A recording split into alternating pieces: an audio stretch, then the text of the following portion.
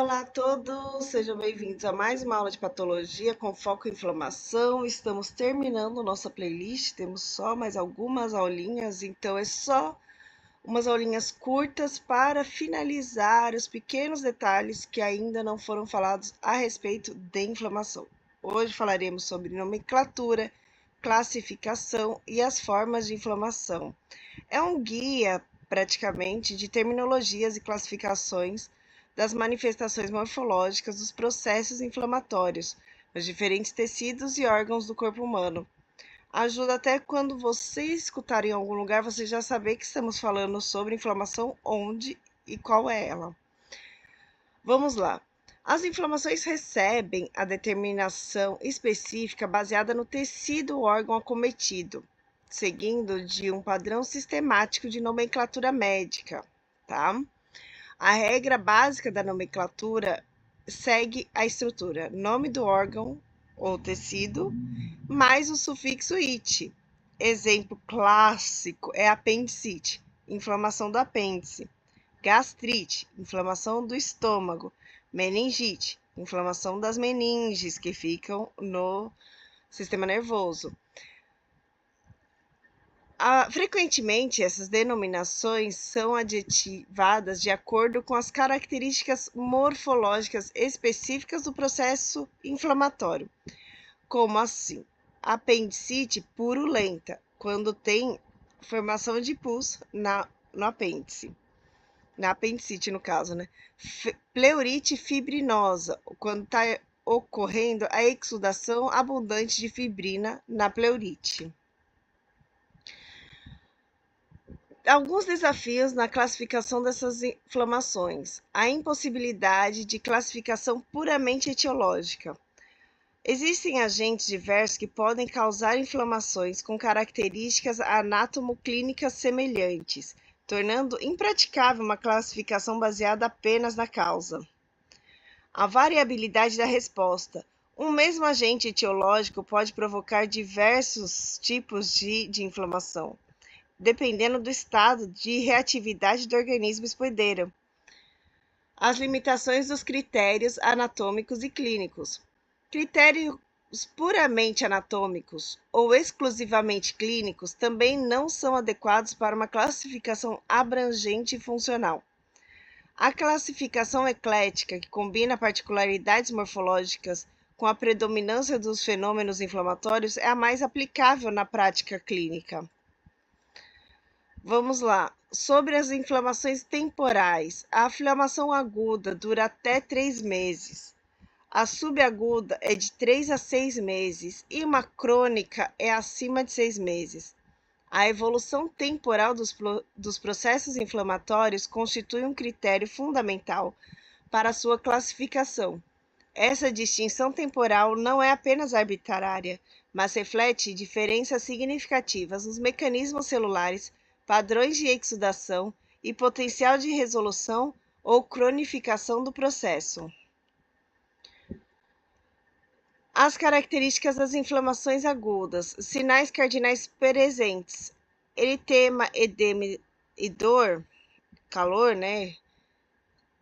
São manifestações clínicas características. Predomínio celular. Neutrófilos e macrófagos predominam em exudato inflamatório. E as modificações leucocitárias.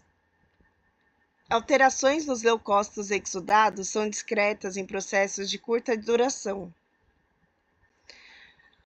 As inflamações exudativas em serosas. Inflamações agudas com predomínio em exudação plasmática, denominadas inflamações exudativas, ocorrem sobretudo nas membranas serosas, assumindo diferentes padrões morfológicos.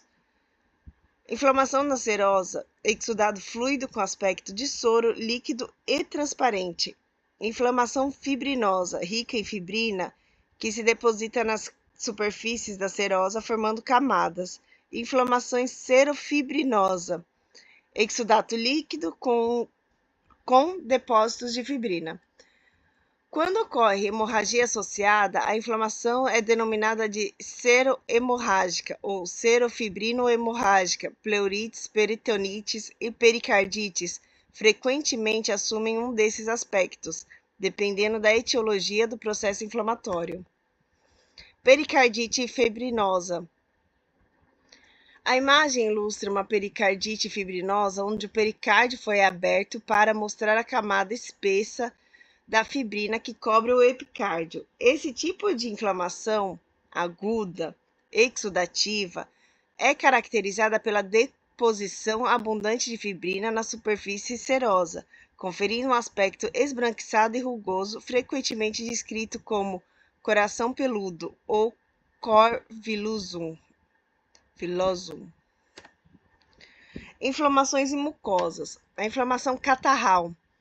Inflamação por exudação líquida e de leucócitos na superfície das mucosas, acompanhadas por descamação do epitélio e secreção de muco, tudo isso junto forma o catarro, dando origem à denominação.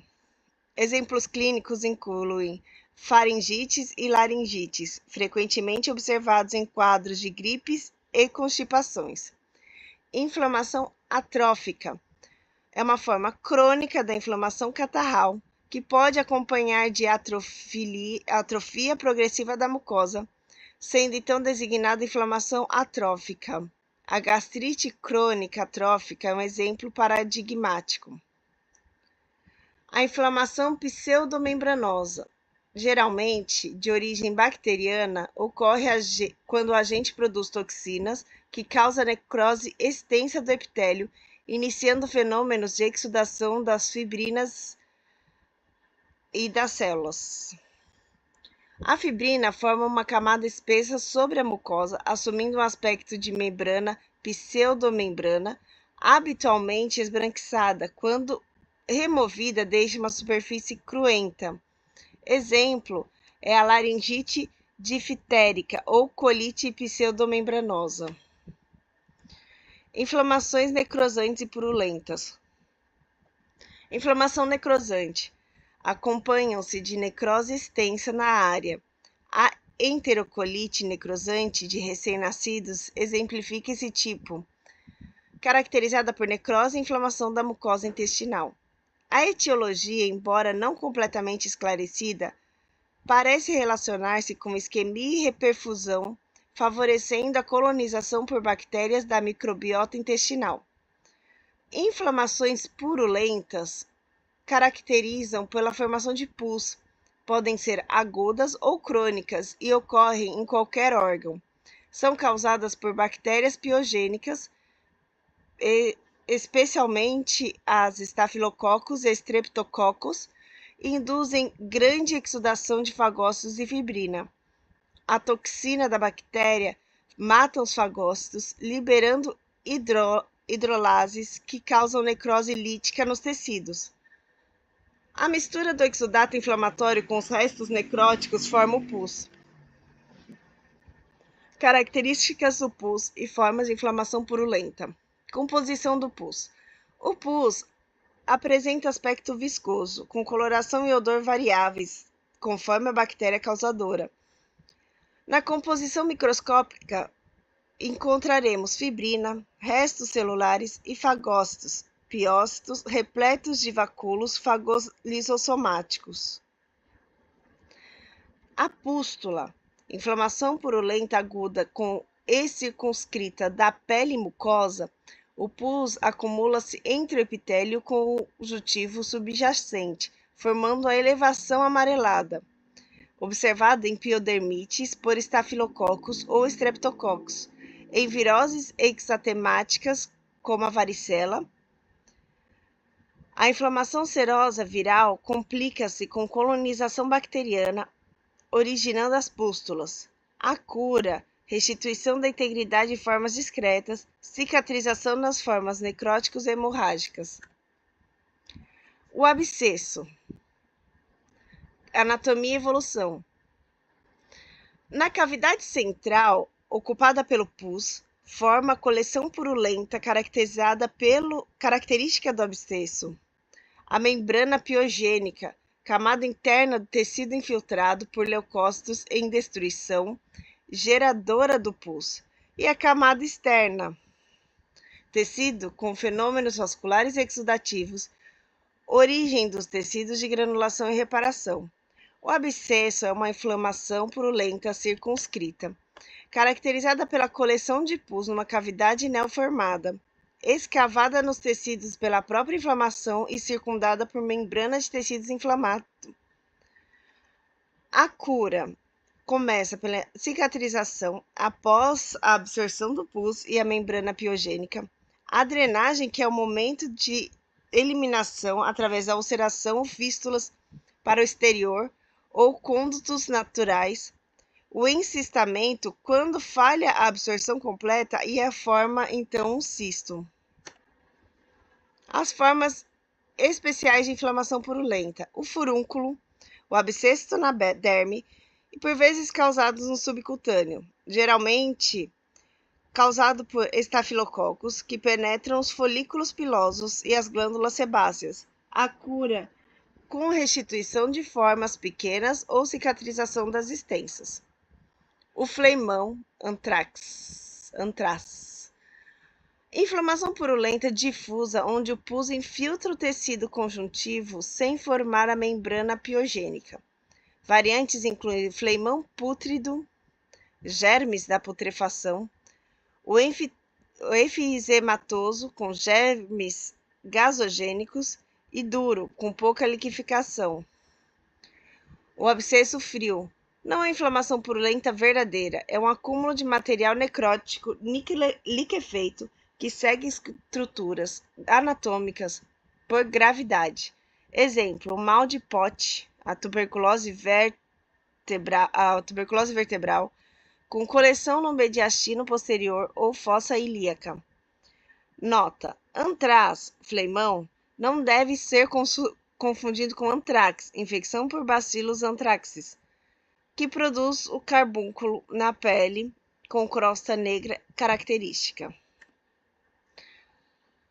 Coleções purulentas em cavidades naturais. O acúmulo de pus em cavidades naturais do organismo recebe a denominação específica de acordo com a localização anatômica. Empidema, coleção de pus na cavidade pleural. Pioperitônio, acúmulo de pus na cavidade peritoneal. Piartro, coleção purulenta nas cavidades articulares. Piocele, inflamação purulenta na vaginal dos retículos, com coleção na cavidade vaginal. Piosalpinge, coleção de pus na tuba uterina. Essa nomenclatura padronizada facilita a comunicação médica e precisa para com o estabelecimento de protocolos terapêuticos específicos para cada localização anatômica. Finalizamos por aqui essa aula. Foi bem interessante, apesar de eu mesma falar antraz errado, ainda não tenho o jeito de falar, nem sei como é que fala direito. Mas segue aí para vocês terem um pouco das informações. E até a próxima aula. Estamos realmente acabando essa playlist. Muito obrigada por estar até aqui assistindo as aulas. Claro, eu também às vezes assisto uma ou outra para ver se o áudio ficou bom ou não. E também para ficar certinho na posição e tal. Mas não tenho muito tempo para ficar ajustando tudo. Então, avisem, mandem mensagem, coloquem a informação, esse teve algum problema. E aí eu ajusto, refaço a aula. Às vezes ela vai sair então da posição, por exemplo, a aula 13 e 14 saíram da posição por conta de um erro de áudio. Então me avisem caso acontecer também em alguma aula dessa playlist ou no futuro. Muito obrigada e até a próxima.